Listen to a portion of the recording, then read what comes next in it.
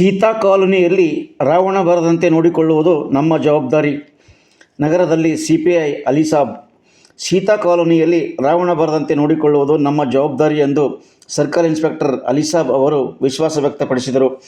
ನಗರದ ಸೀತಾ ಕಾಲೋನಿಯಲ್ಲಿ ಭಾನುವಾರ ರಾತ್ರಿ 8:30ಕ್ಕೆ ನಡೆದ ಅಪರಾಧ ತಡೆ ಜಾಗೃತಿ ಕಾರ್ಯಕ್ರಮದಲ್ಲಿ ಪಾಲ್ಗೊಂಡು ಮಾತನಾಡಿ, ಸೀತೆಯನ್ನು ಕಾಪಾಡಲು ಲಕ್ಷ್ಮಣ ಸೇರಿದಂತೆ ನಮ್ಮಂಥ ಹನುಮಂತನ ಸೇನೆ ಸದಾ ನಿಮ್ಮ ಜೊತೆಗಿರುತ್ತದೆ ಎಂದು ಅವರು ತಿಳಿಸಿದರು.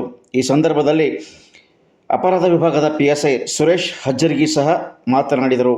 ಓಣಿಯ ಅನೇಕ ಜನ ಈ ಸಂದರ್ಭಕ್ಕೆ ಸಾಕ್ಷಿಯಾದರು.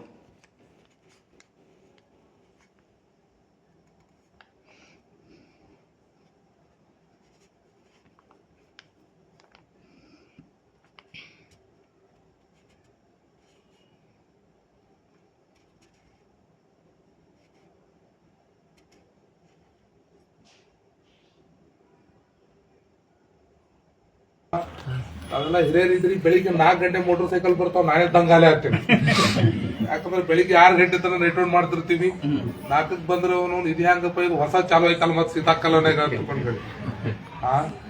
ಈ ಒಂದು ಸೀತೆಯ ಹೆಸರಿರ್ತಕ್ಕಂತಹ ಈ ಒಂದು ಓಣಿಯಲ್ಲಿ ಆ ತರ ಕೆಲವೊಂದು ಅವಘಡಗಳೇನಾಗಿಲ್ಲ.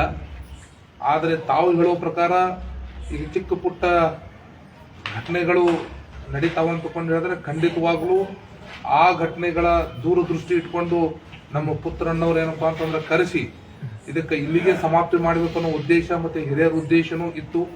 ಹೀಗಾಗಿ ತಕ್ಷಣ ನಾವು ಕೂಡ ಸ್ಪಂದಿಸಿ ಯಾವುದೇ ಕಾರಣಕ್ಕೂ ಇದು ತೊಂದರೆ ಆಗಬಾರ್ದು, ಇಂಥ ಸಣ್ಣ ಪುಟ್ಟ ಅವಘಡಗಳು ಮುಂದೆ ಆಗಬಾರ್ದು ಅನ್ನೋ ಉದ್ದೇಶದಿಂದ ನಮ್ಮ ಸುರೇಶ್ ಸಾಹೇಬರು ನಾವು ಕೂಡ್ಕೊಂಡು ನಮ್ಮ ಎದುರುಗಡೆ ಬಂದು ಕೆಳಗಡೆ ಕೂಡ್ಬೇಕಾಗಿತ್ತು. ನಮ್ಗೆ ದೇವಸ್ಥಾನದ ಮ್ಯಾಕ್ ಕೂಡ್ಸಿರಿ. ನಮ್ಗ ಅದಕ್ಕೂ ಏನಪ್ಪಾ ಅಂತಂದ್ರೆ ದಯವಿಟ್ಟು ಕ್ಷಮೆ ಕೋರಿ ತಾವೆಲ್ಲ ನಮ್ಮ ಜೊತೆ ನಾವು ಕೆಳಗ್ ಕೂತ್ ಮಾತಾಡ್ಬೇಕಿತ್ತು. ಇಲ್ಲಿ ಸುಮ್ಮನೆ ನಮ್ಗೆ ಚೇರ್ ಹಾಕ್ತಿರಿ.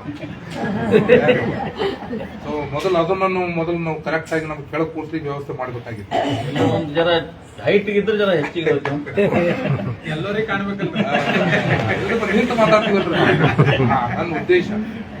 ಸೊ ಬಸವ ಕಲ್ಯಾಣ ಇದು ಅಂತಿಂತ ನಾಡ ಅನ್ಸುತ್ತೆ.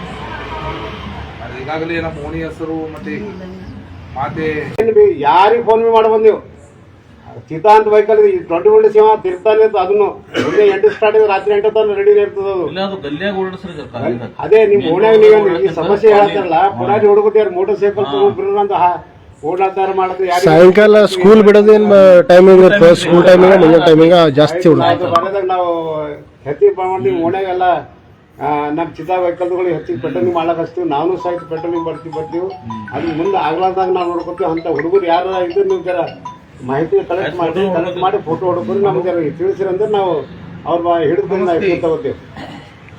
ಮತ್ತೇನೋ ನಿಮ್ ಸಮಸ್ಯೆ ಇದ್ರೆ ಹೇಳ್ರಿ. ಸಮಸ್ಯೆ ಮನೆ ಬಾರ್ಯದಾಗ್ಲಿ, ಈಗಲ್ಲೇ ಒಣಗಿನ ಬಾರ್ಯ ಸಮಸ್ಯೆ ಆಗ್ಲಿ, ನಿಮ್ಮ ಯಾವ್ದಾರ ಸಮಸ್ಯೆ ಯಾವ್ದು ಬೇರೆ ಇಲಾಖೆದ ಸಮಸ್ಯೆ ನಮ್ಗೆ ಹೇಳಿ ನಾವು ಪತ್ರವ್ಯವಹಾರ ಮಾಡ್ತೀವಿ. ಇಂಥ ಸಮಸ್ಯೆ ಬಗೆಹರಿಸಲು ನಾವು ಪತ್ರವ್ಯವಹಾರ ಮಾಡ್ತೀವಿ, ಸಮಸ್ಯೆ ಬಗೆಹರಿಸ್ತೀವಿ ಅಂತ ಹೇಳಿ ನಮ್ಮ ಮಾಹಿತಿ ನಮ್ಮ ಸಾಹೇಬರು ಮಾತಾಡ್ತೀವಿ.